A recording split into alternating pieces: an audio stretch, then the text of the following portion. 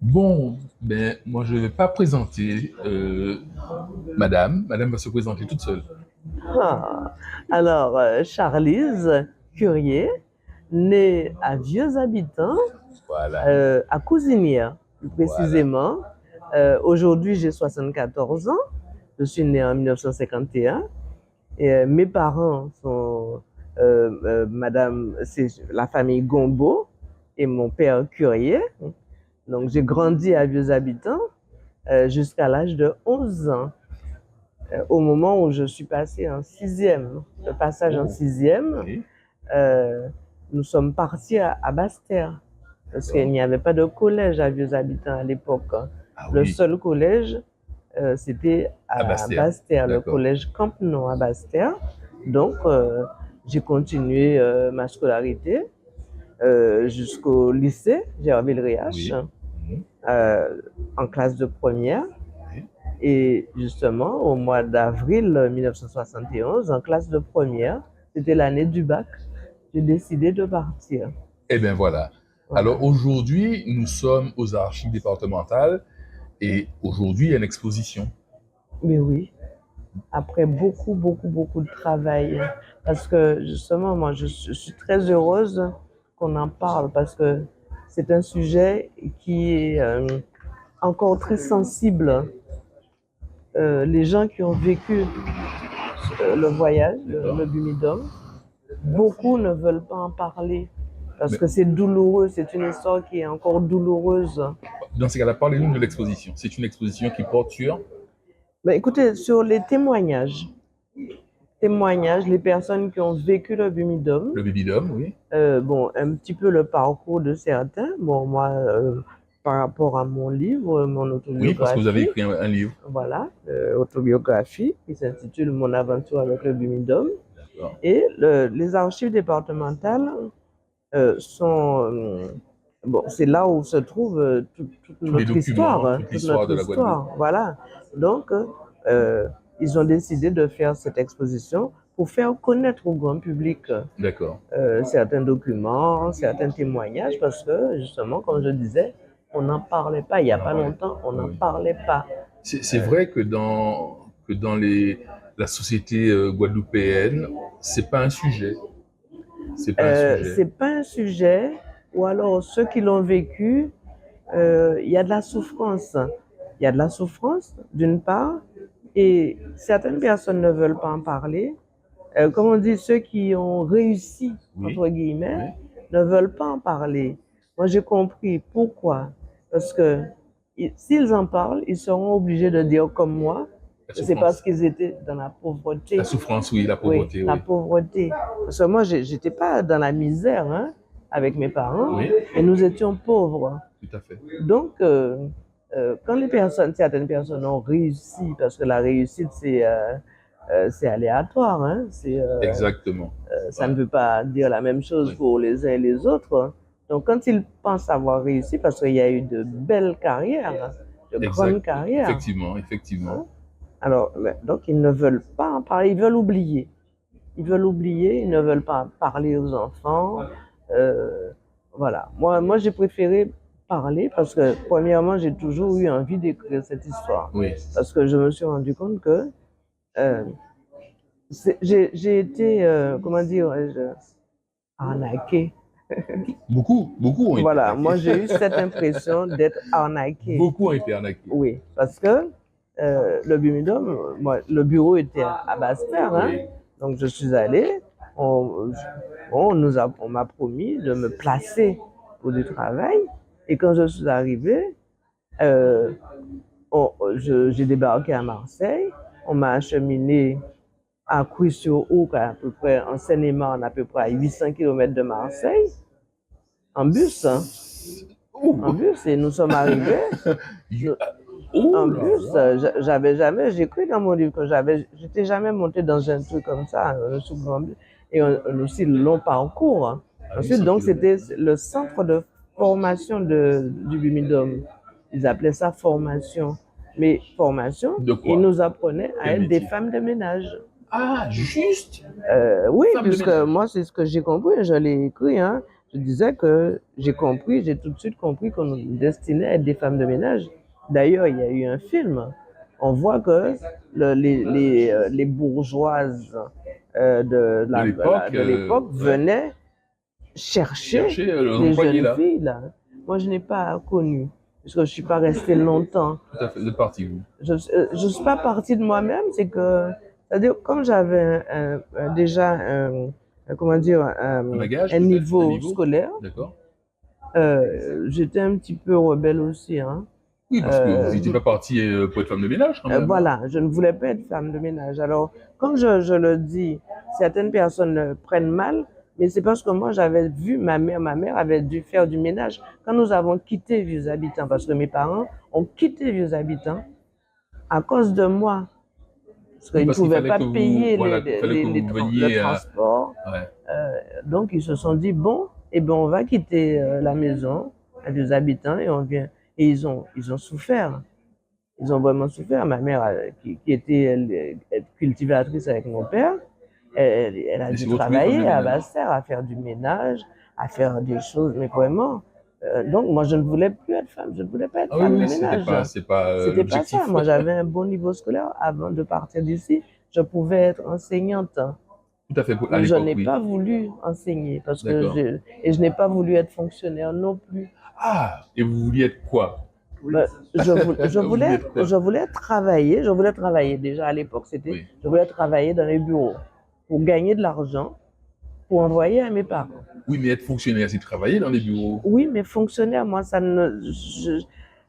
pour moi, c'était trop statique. D'accord, c'est la qualification, c'était... Moi, ça ne bougeait pas suffisamment.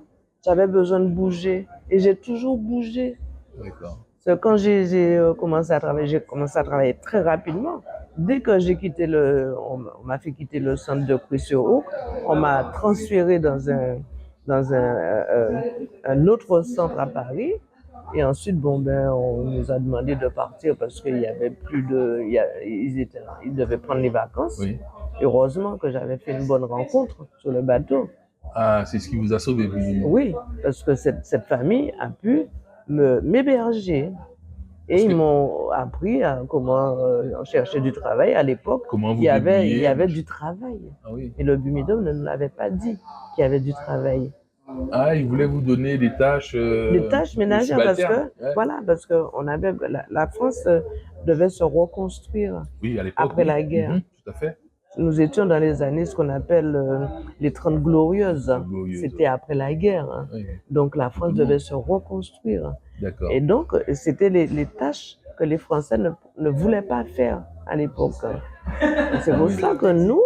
On nous demandait d'aller d'aller effectuer ces tâches à la place des Français. Voilà, les Français de France, puisque nous sommes Français. Mais bon, ben, comme on dit, nous sommes vite rendus compte que nous étions des Français entièrement à part. Parce que quand je suis arrivée en France, je suis arrivée avec mon billet de 1000 francs de l'époque de la Guadeloupe. Il fallait changer ça en France. Oui, parce que c'était pas valable. Oui, parce que c'était uniquement sous la Guadeloupe. Oui, c'était pas valable. Je l'ai mis dans la... Bon, voilà.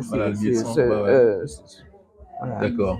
Je connais ce billet. J'ai eu en main. Donc, on s'est rendu compte que, mais attendez, on est français, mais on doit changer le billet, etc. Et pour je parlais du travail, il y avait le journal. On m'a appris à utiliser le journal économique Les Échos. Nous passions une annonce et nous recevions des dizaines d'offres d'emploi. Des dizaines? Oui, il y avait du boulot. Nous recevions par télégramme. Les employeurs nous envoyaient des télégrammes et on prenait ou on ne prenait pas. On faisait le choix. D'accord. Donc, si on revient sur ce livre que vous avez écrit, il date de quand, ce livre? Il date de 2019. De 2019. 2019, juste avant le Covid. Et juste avant le Covid, bon, j'ai commencé à présenter. La première présentation, d'ailleurs, j'ai voulu faire à Vieux Habitants dans ma commune, interviewé par Max. Toujours là, hein, Max. Ouais. Hein. Et puis, donc, il y a eu Covid. Donc, j'ai été un petit peu empêchée, mais j'ai déjà fait pas mal de présentations dans les collèges, lycées, D'accord. dans les médiathèques, etc.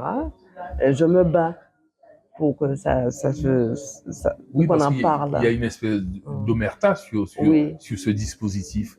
oui. Parce que je vous assure que moi, personnellement, ce mot, je l'entends pour la première fois depuis pratiquement 30 ans.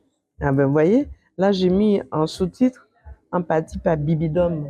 Parce Oui. que les parents de l'époque, ils ne savaient pas dire bumidome.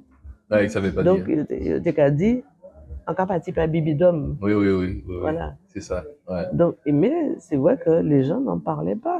Moi-même, je n'en ai jamais parlé avec mes parents. Quand j'ai pleuré parce que je me suis retrouvée seule, c'est à ce moment-là que j'ai réalisé que j'étais seule. Je pleurais, mais je n'ai jamais Parce que dit à mes rappelez-vous, vous parents. aviez quel âge quand vous êtes parti? J'avais 19 ans. 19 ans, c'est J'avais jeune. 19 ans, je n'étais pas majeure. Ouais. Et vos parents ont accepté que vous partiez comme ça? Oui, parce que bon, ben, j'ai dit, Il fallait c'est vrai partir. que je suis allée au bureau du Bumidum qui se trouvait à la rue Pita, je crois, à Basse-Terre. J'ai fait le dossier Oui. et je suis rentrée chez moi et j'ai dit à mes parents, bon, ben, je pars en France. Parce que c'est un billet simple. Hein. Il n'y a que l'aller. Aller simple. Il n'y a pas de retour. Voilà, aller simple. Il n'y a pas de retour, hein. C'est l'aller simple. Non, voilà. Quand j'ai dit, bon, ma mère, elle a pleuré. Et mon père, lui, il était un petit peu plus. Il a dit, laissez tout le monde gagner vie. Comprenez, Voilà.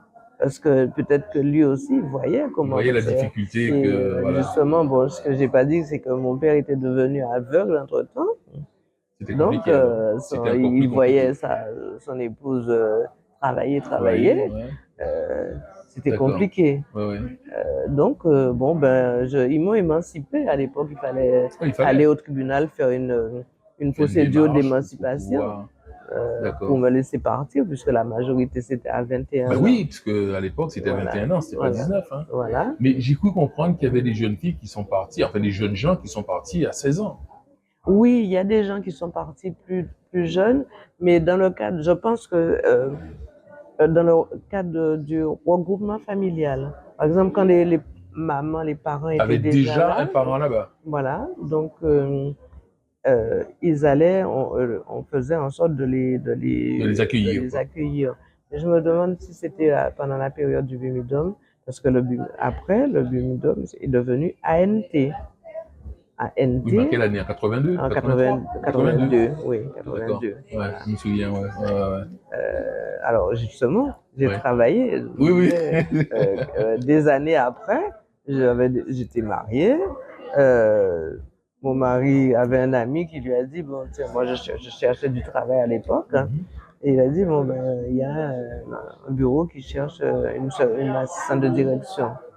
Bon, je me suis présentée et puis c'était l'ANT. D'accord, mais qui avait un lien avec le Bumidum. Oui, c'est la continuité du Bumidum. Donc, c'est-à-dire qu'ils ont rayé, ils ont effacé Bumidum pour l'appeler ANT. D'accord. Agence nationale pour les travailleurs d'outre-mer. Je ne sais plus comment. Voilà. Et maintenant, c'est devenu la DOM. La DOM, oui, la DOM. La DOM, c'est la continuité de tout ça. Oui, tout à fait. Sous une autre forme. Voilà. Donc, pour le travail, comme je vous disais, il y avait du travail. Exactement. Quand je dis ça à des jeunes, il y avait du travail, mais le Bumidum ne nous avait pas dit qu'il y avait du travail. Eux, ils voulaient nous placer. Normalement, quand nous sommes arrivés, ils nous donnaient une petite somme pour aller dans leur bureau, qui était à Paris, à la rue Crillon à Paris. Et ils nous proposaient des emplois, toujours de femmes de ménage. D'accord, rien d'autre.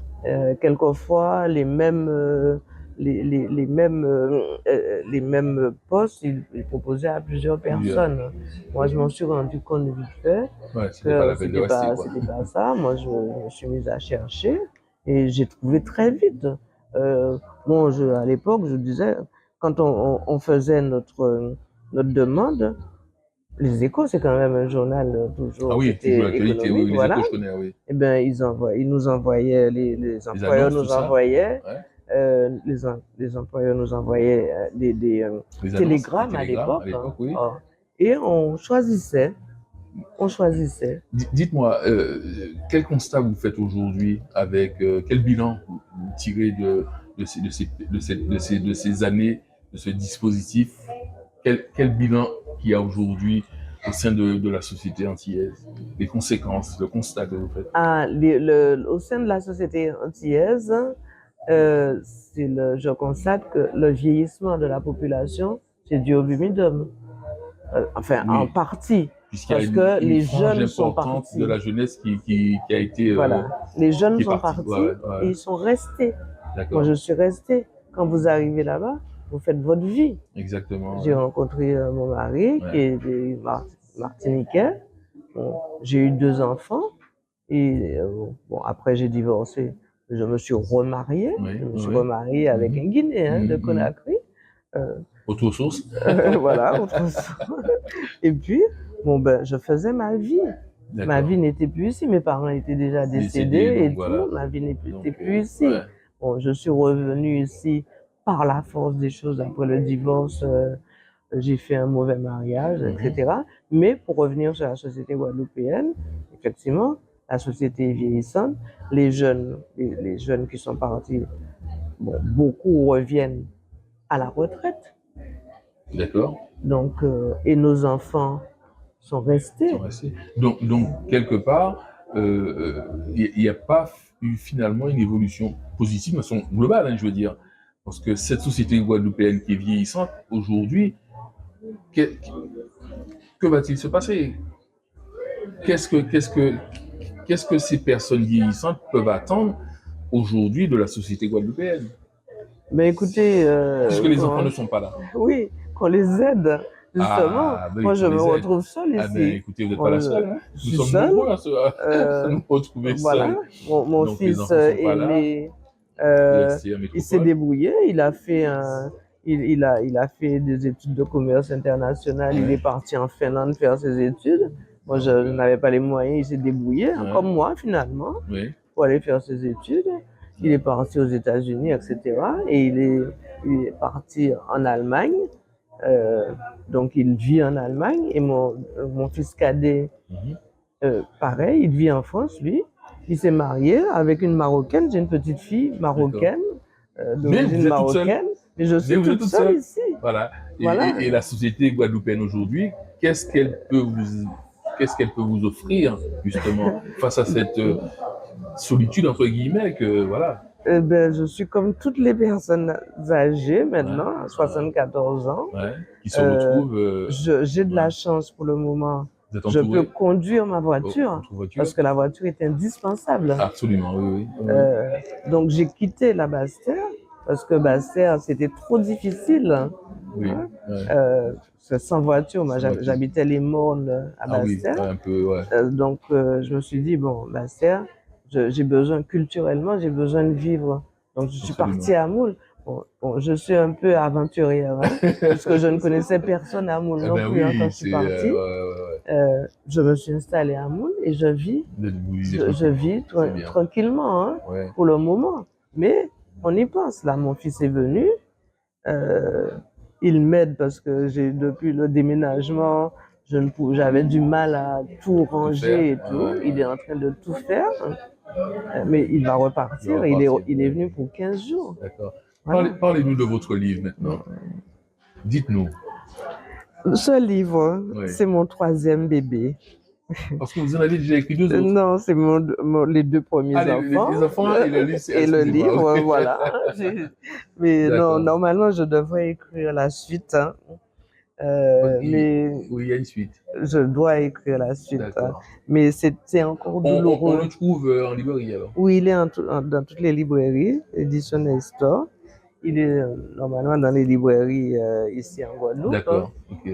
Bon, je ne sais pas si le suivi est bien fait, mais il était à la librairie Point d'Iramoul, il était à la librairie à Destreland, il était à la librairie de la presse aussi. à Bastère, et il était aussi à la librairie Calypso à Paris. D'accord. Donc c'est un livre qui raconte, je ne raconte pas l'histoire du Bumidum. Non, mais votre histoire. C'est mon Tout à histoire. fait, tout à fait. Le fil conducteur étant le Bumidum. D'accord. J'étais obligée je voulais en parler parce que c'est quelque chose, c'est comme une thérapie. Absolument. Je pense que ce serait bien que beaucoup de Guadeloupéens, notamment moi, lisent ce bouquin. Ça va me faire Ah du oui, bien. oui, oui, ça vous fera du bien Je parce vais me que retrouver un petit peu. il est petit, Ouais. mais c'est un résumé. Tout à fait. C'est un résumé parce que je commence à raconter un tout petit peu mon enfance. Ouais. Et puis, je raconte, vous voyez, les déceptions, les promesses du Bumidum. Je raconte un petit peu sans faire de procès. Tout à fait, c'est au Bumidum. avec sincérité, vous dites. Voilà, et l'histoire du Bumidum, ce sont les historiens qui doivent le raconter. Et puis c'est l'histoire des Guadeloupéens. Voilà, mais il faut que les Guadeloupéens il faut qu'ils saisissent leur histoire. Et là, maintenant, ça commence. C'est un vrai sujet, le Bumidum. Oui. C'est un vrai sujet. Mais de toute façon, on ne fait que commencer à en parler. Parce que, vous voyez, à votre âge, vous n'avez pas mon âge, mais vous connaissez. J'ai connu. Parce que j'ai connu, vous savez, qu'on le veuille ou pas, le Bumidum, d'une façon un petit peu générale, a affecté beaucoup de familles antillaises. Parce que moi, je suis une fratrie de sept enfants et j'ai vu partir les aînés. Hein. Oui. Donc, quelque part, il y a eu la souffrance et voilà. Donc, je pense que dans la société guadeloupéenne, une grande majorité de familles ont été affectées. Il y a la souffrance des fratries, il y a la souffrance des parents. Hein? Justement, avec M. Semiramote, justement, il a commencé à faire un travail pour ceux qui sont restés, parce qu'on parle beaucoup de ceux qui sont partis, mais le sentiment de ceux qui sont restés. Moi, je n'en ai jamais parlé avec mes parents. Ils n'ont jamais su que j'ai souffert, que j'ai pleuré. Oui, mais eux aussi. Et eux aussi. Ils ont dû pleurer aussi. Hein. Voilà. Certainement, parce que je revois ma mère qui est allée m'amener au port. Et comme ça se faisait à l'époque, de foulard à deux madras, elle m'a vu partir, elle est redescendue à Bastia sans moi. Et ils ont dû beaucoup pleurer. Moi, vous savez, on est pudique. Hein. Donc, oui, surtout à l'époque. Hein. Voilà. Et parler, je n'ai pas voulu leur dire que je souffrais, puisqu'ils n'avaient pas les moyens de me faire retourner. C'est ça. Donc, c'était pas la peine. Je me suis débrouillée. Et après, mon frère, mon cadet de 3 ans, il a passé le concours de la poste, des PTT, et il est parti, lui, à 17 ans.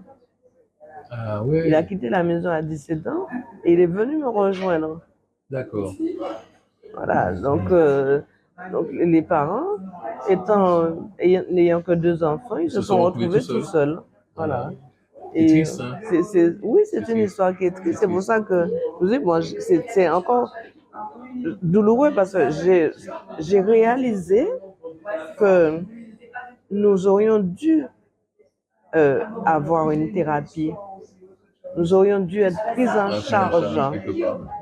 Les personnes qui ont vécu le Bumidum et les personnes qui sont restées normalement. Et c'est pour ça que mon livre, c'est une thérapie.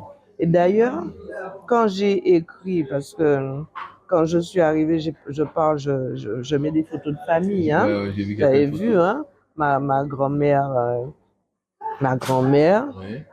j'ai mis des photos de mes parents. Bon. Et mon fils, le drame antillais, mon fils aîné qui est là, Fabrice, je lui ai demandé d'écrire pour qu'il prenne conscience. Parce que quand je voulais leur en parler, moi, en France, ils étaient trop jeunes. Ça ne les intéressait pas. Alors, quand j'ai décidé d'écrire le livre, je dis, Fabrice, écris-moi, parce que toi, tu as déjà beaucoup voyagé. Écris-moi la conclusion. Et il a appelé ça le drame antillais. Je ne peux toujours pas le relire. Je ne peux toujours pas. Bon, ça nous a fait plaisir de vous entendre. Vraiment, et c'est toujours avec plaisir. Et c'est vrai que c'est un sujet qui concerne la Guadeloupe entière. La Guadeloupe et la France. Que la Martinique et la France, oui. Parce que j'ai eu à le présenter à Mornalo, en présence de deux métropolitaines. Elles ont pleuré. Elles ont pleuré. Elles m'ont dit, mais on ne savait pas. J'étais obligée de les rassurer. Je leur disais, mais c'est pas de votre faute. C'est le gouvernement qui a organisé ça. C'était organisé. C'est un dispositif qui avait été mis en migration place. qui a été organisée. Effectivement. Voilà. Effectivement. Par l'État. Et là, quand je dis, on parle de migrants, nous avons été des migrants. Absolument, absolument. Oui, oui. Parce Nous que- n'avons pas été totalement bien reçus, à vrai dire. Hein. Ça a été. Ah non, ben pas du tout. Ça a été J'ai vécu compliqué. le racisme, j'ai vécu des belles choses puisque j'ai fait une belle vie professionnelle Oui. parce que je me suis débrouillée, Voilà, parce que voilà. je me suis toujours débrouillée et j'ai toujours voulu rester dans le privé C'est ça. parce que ça bougeait beaucoup Ouais, plus. c'est un choix J'avais besoin de de bouger. bouger. C'est un choix que je ne regrette pas. Hein. Moi, j'ai fait ma carrière en France. J'ai terminé assistant de direction.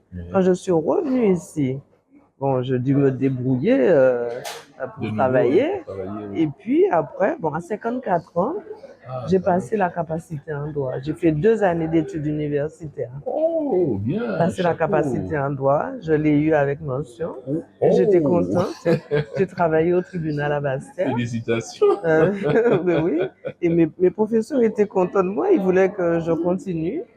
Allez Parce qu'ils jusqu'au avaient, deuil. j'avais, voilà, bon, j'avais comment dire, je pouvais la possibilité de devenir avocate. Ouais. J'aurais bien aimé, mais il aurait fallu repartir parce que les études ne se faisaient pas, la formation ne se faisait pas Ouais. ici en Guadeloupe. Donc je n'ai pas voulu repartir. Bon. Parce que mes enfants étaient jeunes. T'étais déjà jeune. Ouais, Voilà. t'étais jeune, ouais. Donc Donc, c'est c'est parfait. une belle histoire. Si vous avez une vie bien pleine, hein, bien remplie. Oui, elle est bien remplie. Et puis bon, Ouais, voilà. ouais. C'est Donc pas fini. ce sera avec plaisir que Merci. je vais m'offrir votre livre et puis pour pouvoir commencer ma thérapie.